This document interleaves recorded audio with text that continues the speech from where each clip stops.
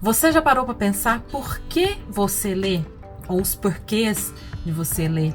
Ou por que nós, leitoras e leitores apaixonados, continuamos, obra a obra, atravessando essas palavras escritas por diferentes pessoas de diferentes épocas, nessa busca infinita de aprendizado, diversão, de sentimentos, de uma estruturação da vida humana que é infinita também, né? A gente sabe que todos os temas e tudo que há no mundo e que ainda não há cabem na literatura.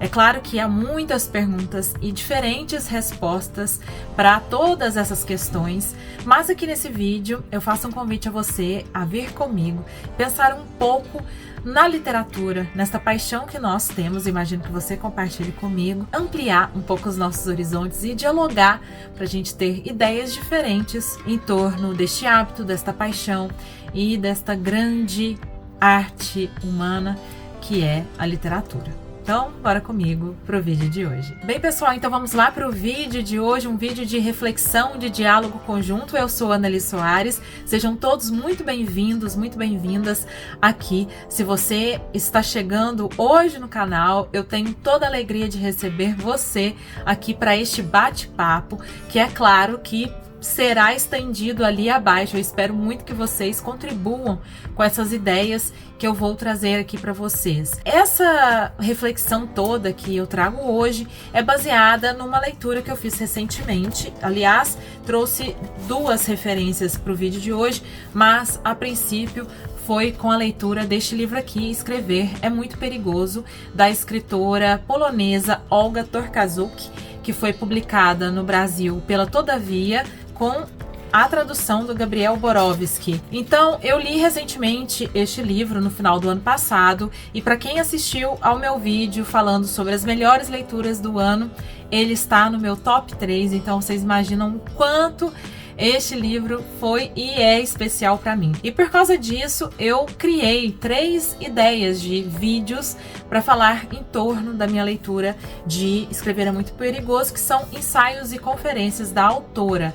Então, gente, por isso que eu falo, né? Às vezes fazer uma resenha não é suficiente para alguns livros, principalmente para esse tipo de livro em que a autora trata de diferentes temas, com diversos textos. Então, essa é a minha grande inspiração do momento. Mas eu também trouxe outra referência, que é o Antônio Cândido. Agora, vocês vão me perdoar, porque eu mostrar, é só um PDF que eu tenho impresso aqui em casa do Antônio Cândido. Esse aqui é vários escritos pela Ouro sobre Azul, e é o que eu tenho aqui. Infelizmente não tenho ainda um livro dele com este texto, mas é um texto assim super famoso do Antônio Cândido, que é o Direito à Literatura. Com essas duas cabeças brilhantes e pensantes, né, que estruturaram um pensamento de uma maneira que eu jamais seria capaz, mas eu também quero contribuir com a minha maneira de pensar e com algumas ideias que eu tive, né, ao longo dessas leituras, para serem debatidas com vocês que me acompanham.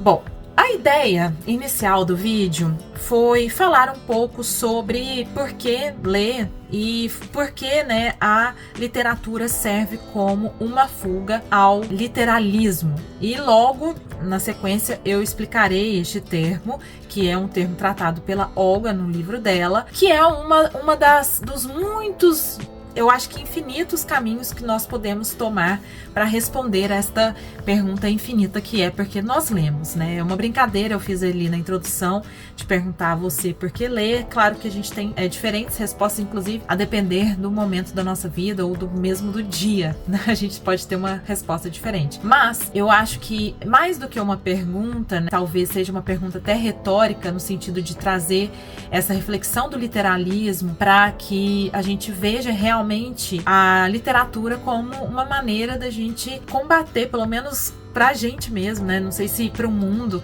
mas combater algumas faltas que percebemos, né, no nosso mundo, na nossa sociedade. Sabe, essa falta de interpretação de texto que as pessoas me parecem que cada vez mais andam sofrendo, de inteligência emocional, interpretativa, de entender as ambivalências da vida, de entender os diferentes olhares, as diferentes possibilidades de respostas para as questões, os modos diversos de pensamento, né, introduzidos aí em culturas e ideologias diversas. Com certeza você também sente, em muitos momentos a gente percebe como os assuntos estão sendo cada vez mais levados a esse ponto de estar todos neste universo do preto e branco, do isto ou aquilo, nunca podendo ser isto e aquilo, ou se não, nem isto nem aquilo, sabe? Essa falta também de sensibilidade, de empatia. Eu não sei vocês, mas eu sinto muito isso, assim, como que muitas vezes as pessoas estão tão presas às suas próprias ideias ou aquilo que elas acham que são suas ideias, permanecendo de uma maneira tão rasa, horizontal nas ideias, se satisfazendo com manchetes e não com toda a notícia, sabe? Isso só para falar de um aspecto até objetivo, né? Porque aí a gente pode entrar na psicologia e aí vai muito longe. Mas eu acho que a gente pode compartilhar aqui dessa percepção sobre como que realmente, assim, falta muita leitura na nossa sociedade, o que é um paradoxo, né, dos nossos tempos, já que a gente nunca teve tantas informações, né, na história humana. Estamos, parece que cada vez mais fadigados, cansados, esgotados, talvez precisando filtrar melhor, né, as nossas informações, e aí entra toda aquela questão de as pessoas não terem noção de fonte de informação, de não serem criteriosas ou críticas em relação a tudo que chega, etc, etc. Mas não vou nem entrar tanto nesse sentido da conversa, mas é só pra gente dar uma contextualizada aqui. E aí vamos entrar um pouco já pra atmosfera da literatura. Como que a literatura é e pode ser uma chave ou ferramenta, uma solução numa utopia maior para que tenham pessoas mais empáticas, que saibam olhar, né, para o mundo de maneira mais ampla, com uma capacidade maior de aceitar o diferente e tudo mais. Como que esse grande hábito, essa grande paixão pode nos levar a ter um olhar um pouco mais ampliado em relação a tantas questões da nossa vida. E para a gente aí ter um embasamento melhor, né, não só nos meus achismos, né, nas minhas reflexões cotidianas, eu trouxe então uns trechos deste livro aqui da Olga para a gente pensar. Para início de conversa, ela introduz um conceito chamado metaxi, e eu nunca tinha ouvido falar, né? Dentro desse conceito, ela diz o seguinte: no relato socrático, a palavra metaxi introduz o conceito de um mundo entre homens e deuses, um mundo intermediário que ao mesmo tempo separa os dois níveis e medeia entre eles, conectando-os. Metaxi descreve um modo de ser que não se deixa verbalizar nem sujeitar à análise. É algo entre linguagem e imaginação, imagem e intuição, algo elusivo, concomitantemente o mais real, exercendo influência sobre o mundo, suas histórias e existências humanas individuais. É daqui que chegam na consciência conteúdos ao mesmo tempo estranhos e prolíficos.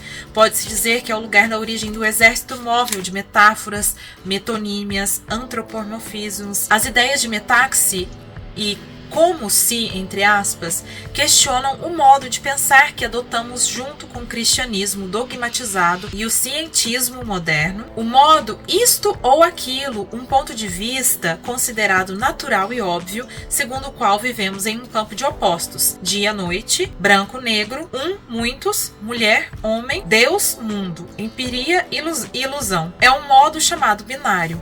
Metaxi e como se, por sua vez, apontam para uma esfera onde tudo existe de forma paradoxal e não exclusiva, onde as feições do mundo ondulam e permanecem sempre em estado nascente, onde tudo pode acontecer e os opostos não se excluem. E aí, por que eu tô falando de metaxi? O que tem a ver com a reflexão inicial? Porque, gente, o oposto de metaxi é o literalismo. Isto afirma Olga Tokarczuk, na página 224 aqui do livro. Ela diz: o literalismo funciona em alguns níveis. No mais primitivo, o indivíduo se recusa a enxergar o mundo como algo complexo e ambíguo, devido à falta de atenção e instrução, ou talvez mesmo por causa de uma deficiência perceptiva. Ao mesmo tempo, ele recorre a certo pragmatismo instintivo, aquele que na ideia corriqueira costuma ser associado à figura do incrédulo Tomé. Mas o literal possui também uma forma sofisticada, fundamentada na maioria dos casos no racionalismo, na metodologia científica e no chamado senso comum e, muitas vezes, na estatística. No entanto, essa tendência a uma literalidade que restringe o pensamento vem se tornando uma doença grave de nossos tempos. Seu primeiro sintoma é a falta da capacidade de entender as metáforas e depois a pauperização do sentido de humor. Ela envolve a propensão a julgamentos peremptórios e precipitados, intolerância à ambiguidade, atrofia da sensibilidade e, finalmente, regresso ao dogmatismo e ao fundamentalismo. O literalismo não compreende literatura nem arte e faz com que a pessoa esteja sempre disposta a mover processo contra criadores, seja por crime contra o sentimento religioso, seja pela violação da dignidade e da honra. Por isso, o literalismo encerra horizontes, fecha mente humana. Alguém que vê tudo isolado e não tem competência para a síntese científica, cultural, psicológica, procura montar o total por si mesmo, fazendo-o desajeitadamente. É dessas bricolagens, com complexidade e sentidos, que se origina a maioria das teorias da conspiração. Evoluído enquanto capacidade sutil de reconhecer ciclos recorrentes, relações de causa e efeito, interdependências entre eventos remotos, transformou-se em um instrumento cego que reduz o mundo a uma série de mecanismos simples. Em vez de abrir a mente, acabou-se encerrando-a na literalidade. Talvez isso tenha a ver com a atrofia da participação da narração. Naquela narração que é multidimensional, evita o óbvio, constitui um desafio intelectual e reflete a complexidade do mundo. Uma das paisagens mais importantes do país do Entre é, de fato, a literatura e, sobretudo, a ficção, criada na literatura há milênios. Somos seres pendurados entre a história e a ficção literária, permanecendo constantemente em uma espécie de suspensão ambivalente entre uma e outra. O observável, o real, o que quer que isso significa hoje em dia, pertencem ao domínio da história e da ciência, enquanto o subjetivo, ainda que exija objetivação para ser comunicável, o emotivo, o secreto e o oculto pertencem à ficção. E é aqui que se fincam todas as raízes do romance. Prestem atenção, por favor, a um paradoxo. Às vezes, é a ficção que nessa distinção parece mais potente, com melhor estruturação interna, já que sua força vem da independência do observável dos fatos. Por isso, para contar histórias devidamente, é preciso usar a ficção. A ficção literária tem também à sua disposição a ferramenta mais importante. Ela dá sentido ao que nos acontece. Nossa vida é composta de experiências e não de eventos. A ficção literária permite que construamos um sistema de referências para elas. Prestem atenção nisso aqui, né, que eu falei por último, de como ela coloca a ficção literária como essa força, né, essa paisagem em que a gente estrutura melhor as experiências da vida, né? Não só os eventos.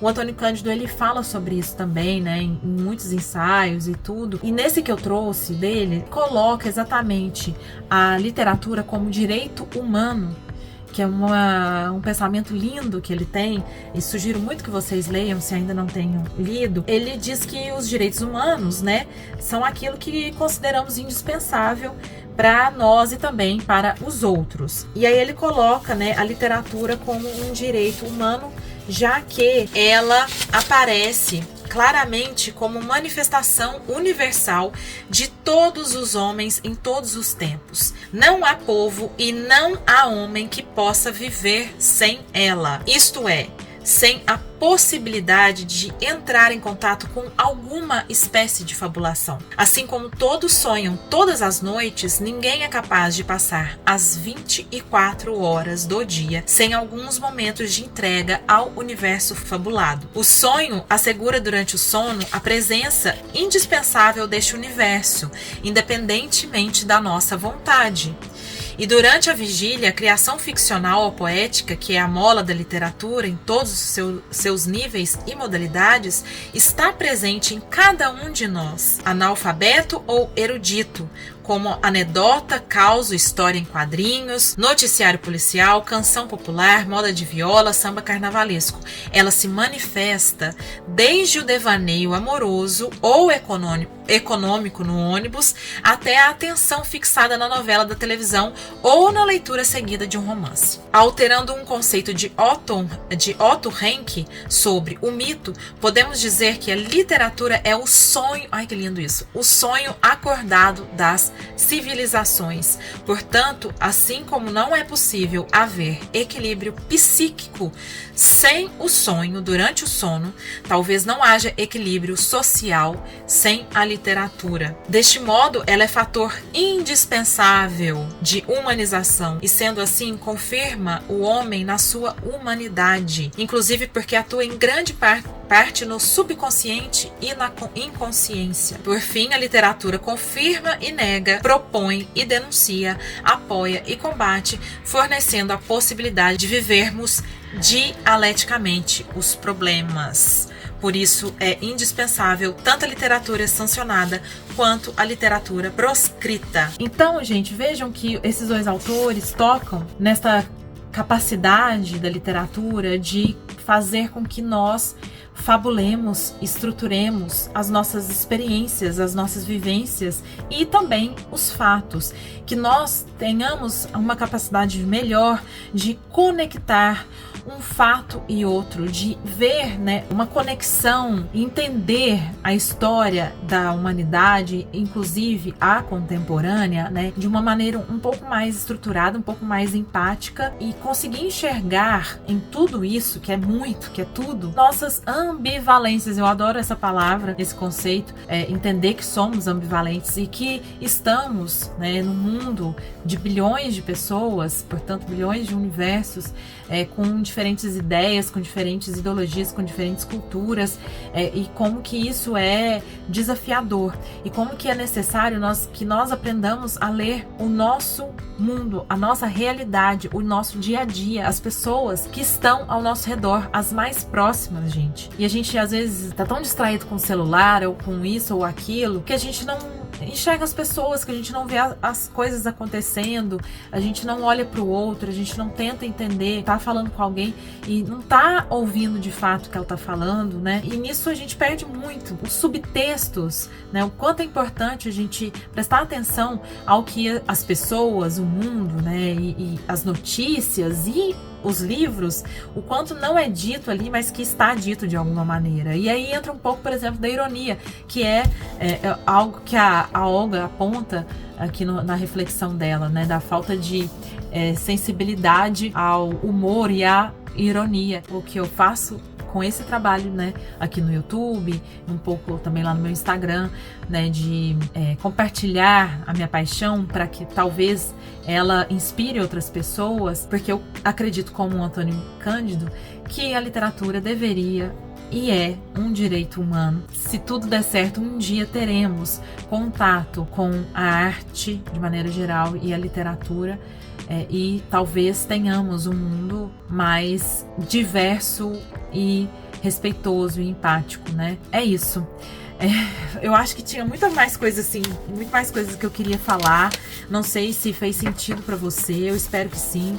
Estava reverberando muito essa reflexão para mim. Eu gostei muito de encontrar um ensaio que falasse sobre isso, né? Sobre a possibilidade e a existência desse país do entre, desse lugar onde a criatividade, as metáforas, as ambivalências, a fantasia e os sonhos, enfim, vivem e que nós podemos sempre ir para este lugar e resgatar, trazer para o nosso cotidiano, até para viver melhor. Agora a gente conversa ali nos comentários, me falem aí um pouco do que vocês acharam do vídeo, se vocês gostaram. Eu vou criar então, gente, outros 2 vídeos para falar de outros assuntos deste mesmo livro, mas aqui deixo também a indicação das 2 leituras, tá? Para vocês não percam, que são incríveis. E é isso, espero vocês ali embaixo, e se você ficou até aqui comigo, por favor, não se esqueça de deixar aquele joinha, que é muito importante para mim, e compartilhar este vídeo com amigos e amigas que você imagina que vão gostar desta reflexão. É isso, eu vejo vocês no próximo vídeo. Um beijo grande e até!